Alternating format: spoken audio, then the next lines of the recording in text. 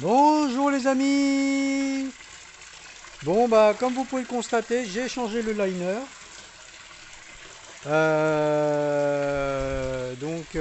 Bah oui, parce qu'en fait j'ai un robot qui m'a fait des siennes, hein. C'est un robot Intext. Vous devez les connaître, c'est les fameux robots gris là, qui se branchent sur le refoulement. Là on le voit pas là, mais ici normalement j'ai le refoulement. Ça là, ça se branche dessus. Et donc on vise dessus le raccord, hein. Et le problème c'est que ce robot, eh bien il m'a fait des trous partout en bas là. Qui fait que mon liner c'était une vraie mine de gruyère. Et j'en suis rendu aujourd'hui à le changer. Voilà. Donc je fais ce petit tuto là pour vous montrer. Je vais pas vous expliquer comment changer le liner puisque là il est posé maintenant. Mais je vais vous expliquer, je vais vous donner les bases, hein, les bases de la pose. En fait, comme vous pouvez le constater, vous voyez, on a fait des marquages avec un scotch centre. Ce qui est important, c'est de bien mettre votre liner, de le déplier dans le centre. Voilà. Ça, c'est très important. Une fois que vous avez bien repéré votre centre, vous le ramenez dans les coutures sur les bords. Alors ici, c'est une piscine en 8. Hein. En réalité, elle n'est pas vraiment ovale. Hein. Je ne sais pas si vous voyez, ça fait comme un 8 en fait. Hein. Là, il y a un creux. Vous voyez, ça fait un... C'est un 8 en fait. Hein. Un genre de 8.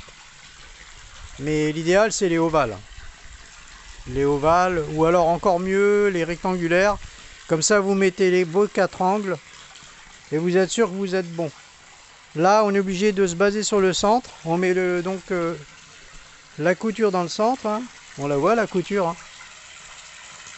Et une fois que vous avez fait ça, il suffit de tout ramener sur les bords, de bien l'attendre. Vous mettez un petit peu d'eau comme j'ai fait là. Et après, on retend au niveau, vous voyez, au niveau des plis là. Là, j'ai retendu à mort, mais il y a toujours un petit peu de plis. Alors, c'est pas grave. Hein.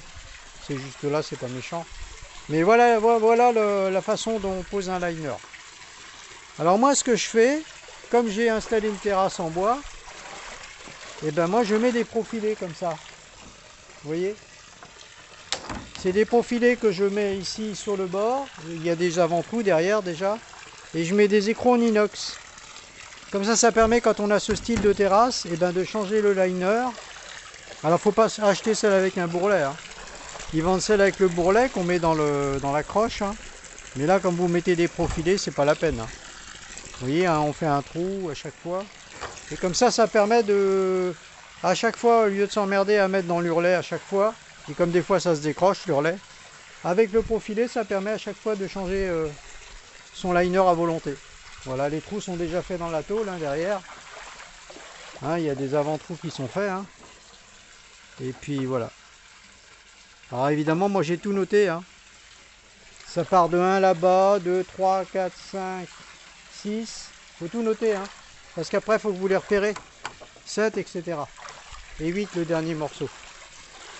Voilà pour ce petit tuto. N'hésitez pas à mettre un pouce en bas. Hein, et puis, on se retrouve pour une prochaine vidéo.